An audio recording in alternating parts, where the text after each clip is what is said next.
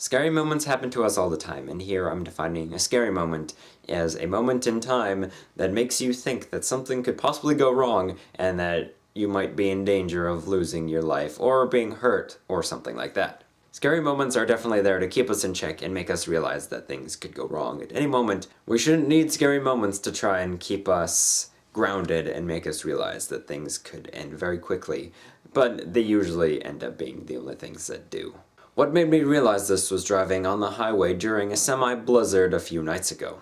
It was the first time in a very, very long time, or actually the first time ever, I was actually scared to be driving, and it was so bad that a semi actually drove in front of me, and then it was almost impossible to see anywhere in front of me because of the blowing snow at my direction and the snow that was blowing off of the semi as it was driving in front of me. It was not a fun experience, and I do not ever recommend driving on the highway in the winter, ever. But it isn't always those legitimately scary moments that make us think these things, such as going on a roller coaster. I don't know how it is for anybody else, but when I ride a roller coaster, I always have it in the back of my mind that something might go wrong, because this is a high-intensity fun ride, and just a little teeny tiny thing going wrong could shoot us right off the track and into nowhere.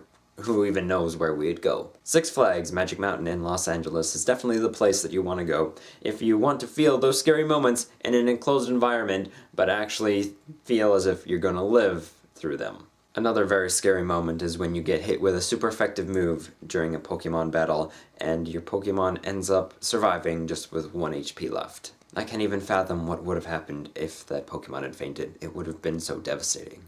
Actually, now that I think about it, I think the worst scary moment experience that I could possibly think of is attempting to go on Tumblr after an episode of Breaking Bad, or Game of Thrones, or Parks and Recreation, or Legend of Korra. It's really a game of how quickly can I get the episode spoiled for myself if I go on this website. But in all seriousness now, we shouldn't need scary moments to make us realize our mortalities are still there. The unavoidable ones, such as driving through a snowstorm, make you realize just how bad of a place that you live in and that you need to get out as soon as you can. The other ones are easier to avoid, but yet we come asking for them at our best chance to. See, on my end, I don't like being scared half to death because I know that that's coming eventually, and I don't need it to happen at an earlier pace than it already is. Time is continually going by at an alarmingly fast pace. I don't need something else to be pushing me faster towards that. And besides, if I really wanted something to induce a scary moment, I would go and watch a parody movie.